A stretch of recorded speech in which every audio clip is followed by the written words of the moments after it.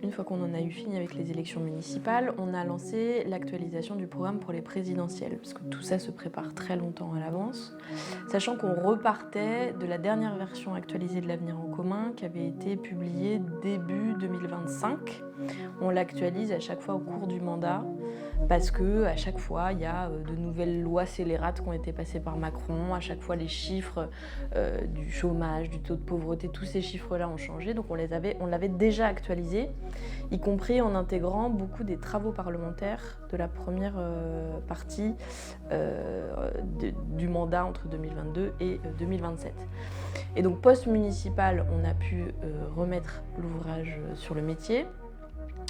On a donc échafaudé un plan d'action en différentes étapes, des étapes à la fois internes, puisque en fait ça demande beaucoup de travail préparatoire, donc l'équipe s'y est remise tout de suite, et puis des étapes publiques.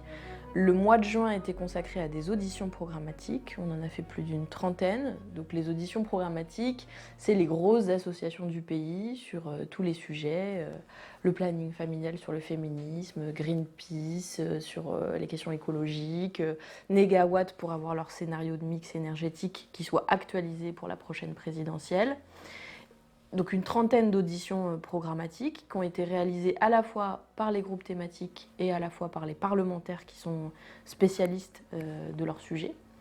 Elles se sont tenues au siège, elles ont été mises en ligne au fur et à mesure pour que les gens prennent connaissance de ce processus.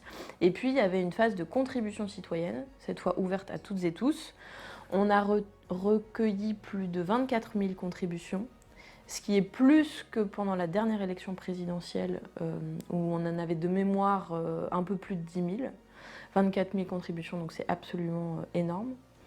Ça a été ouvert pendant un mois sur la plateforme et cette fois-ci on avait réussi à faire un système qui les rendait plus précises parce que les gens pouvaient cliquer sur le bon chapitre sur lequel ils souhaitaient contribuer, soit pour ajouter une nouvelle mesure complètement, soit pour modifier des choses qui étaient dans l'avenir en commun.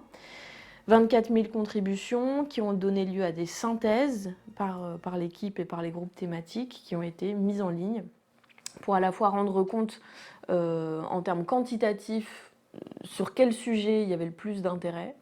Alors c'est à la fois lié, je pense, à un sujet, à quelque chose qui dit les intérêts des insoumis, par exemple sur le RIC ou les questions démocratiques de 6ème République, il y a eu énormément de contributions.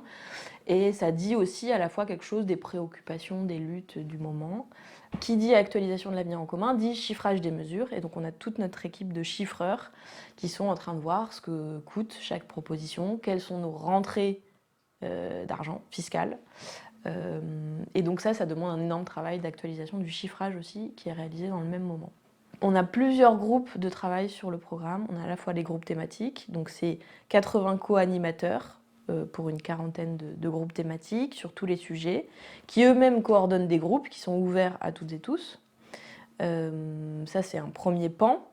Le second pan, ce sont les hauts fonctionnaires, le réseau des Phrygiens.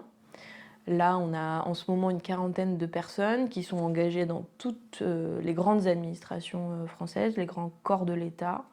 Donc, Inspection générale de la sécurité sociale, la Cour des comptes, le Conseil d'État, etc. Tous ces gens-là travaillent pour nous de façon anonyme, c'est-à-dire qu'ils contribuent du fait de leur savoir, de leur expertise.